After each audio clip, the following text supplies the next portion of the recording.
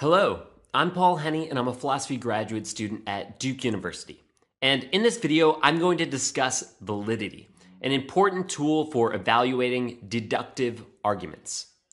You've probably heard someone say, that's a valid point, or maybe in an argument you've heard a friend say something like, that's valid, but in these everyday uses of the term valid or validity, people often mean to convey something like, that's a good point, or that statement's true. But I won't be talking, in this video at least, about those usages. Instead, I'll be discussing the technical philosophical notion of validity, as in a valid argument. You already know that an argument is a set of statements, and that one or more of these statements is offered in support of some other statements. The statements doing the supporting are called premises, and the statements being supported are called conclusions. Validity, in the sense that I'm talking about it, applies to deductive arguments. So an argument is valid or invalid. Validity then isn't a property of statements or anything of the like. So what exactly is a valid argument then? Well, suppose that you make the following argument, and here I'll use P's to stand for premises, and I'll use a C to stand for the conclusion. P1. All humans are mortal. P2. Iris Murdoch is a human. C. Therefore, Iris Murdoch is mortal. Suppose that I say that your argument is valid. Do I mean to say that your argument is good? Do I mean to say that your conclusion or that all of the premises and conclusion are true? While this might sound like what I'm saying, validity has nothing to do with the truth of the conclusion or with how good the argument is in general. So let's define it. An argument is valid if and only if the truth of its premises guarantees the truth of its conclusion.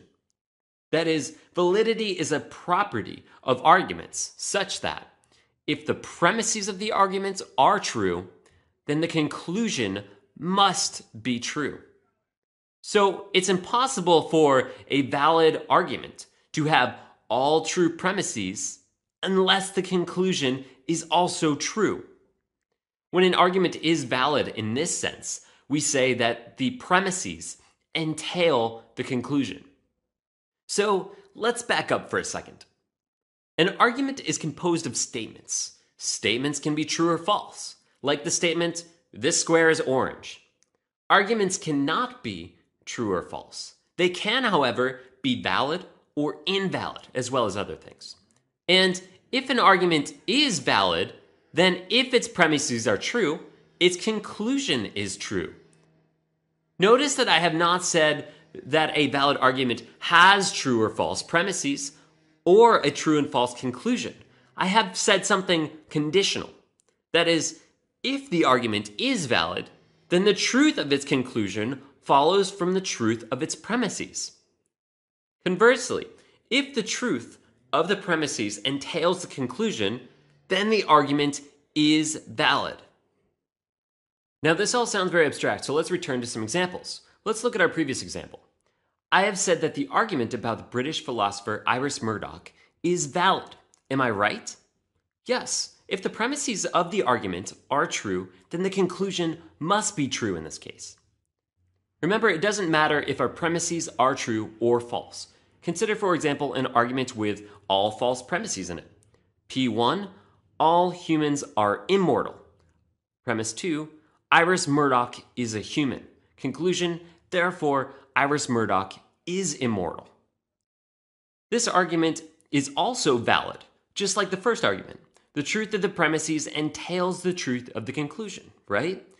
If it is the case that all humans are immortal, and it is the case that Iris Murdoch is one of these humans, then it's necessarily the case that Iris Murdoch is immortal. Let's try an example with premises of which we don't know the truth. P1, all aliens speak English. P2, Spock is an alien. Conclusion, therefore, Spock speaks English. We don't know if there are aliens, let alone ones that can speak at all. We don't know if they speak English. It could be the case, or it couldn't be the case. but this argument nonetheless is valid. If premise 1 and 2 are true, then the conclusion must be true. We could even use undefined terms. P1, all sliff are splat. P2, sniff is a sliff. Conclusion, therefore, sniff is a splat. Again, although the truth of the premises is undefined, we have a valid argument. This is just one type of valid argument form, and you can learn about others in upcoming videos. Note now what it means for an argument to be invalid. The truth of the argument's premises does not entail the truth of the conclusion. For instance, P1, all dogs have fur. P2, Claire has a lot of fur. Conclusion, therefore Claire is a dog. Now, it could be the case that all of the premises in this argument are true, but the conclusion false. The truth of this conclusion, in other words, does not follow from the premises, right?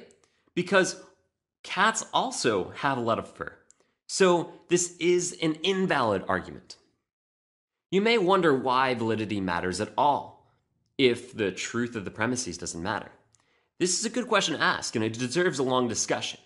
But the short answer is that validity is used to determine whether or not an argument obeys valid inference rules, the laws of deductive logic. That is, we are ensuring that inferences in the argument are good inferences to make. I'll leave you with one last example and ask you to determine its validity or invalidity. P1, all fruit is a chair. P2, square is a chair. Conclusion, therefore, square is a fruit. What do you think?